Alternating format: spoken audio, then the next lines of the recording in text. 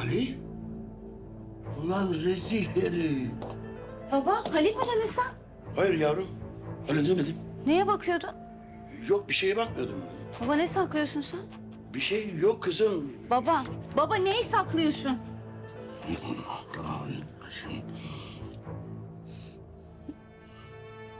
Baba.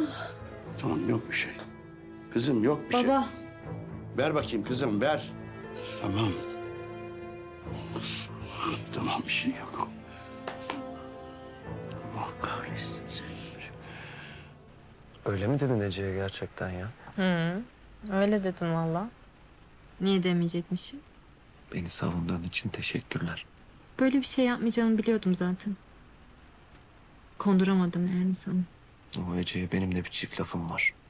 Öyle kolay değil o işler.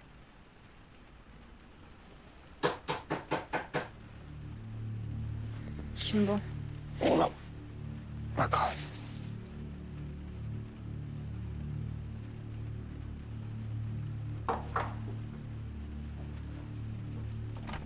Tahir amca. Çekil. Baba lütfen yapma. Tahir amca. Başlatma lan Tahir amcandan. Kızım bu seni nasıl kandırdı? Ha? Söyle bana. Kim bilir kaç tane genç kızın hayalleriyle oynadı, onlarla evleneceğim diye kandırdı. Seni hangi süslü laflarla kandırdı? Ha? Benim kimseyi kandırdığım yok. Ağır konuşuyorsunuz. Ya baba o fotoğraflar gerçek değil. Montaj onlar. Niye onlara inanıyorsun ya? Gerçek değil. Gonca, hadi. Hadi. Özür dilerim. Ama gelmiyorum. Ben bugünün geleceğini gayet iyi biliyordum, biliyor musun?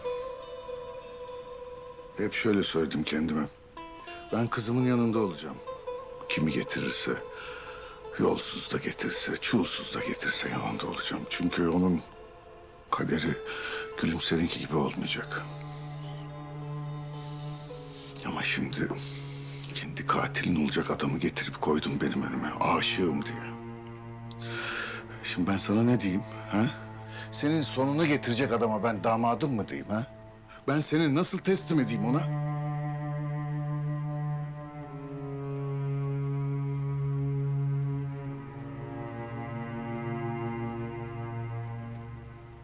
Ben çoktan kalbimi teslim ettim.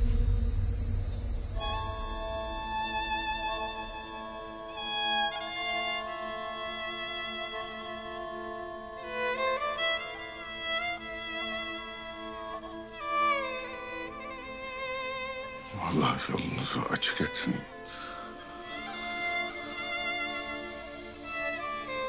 Ben artık hayatında yokum.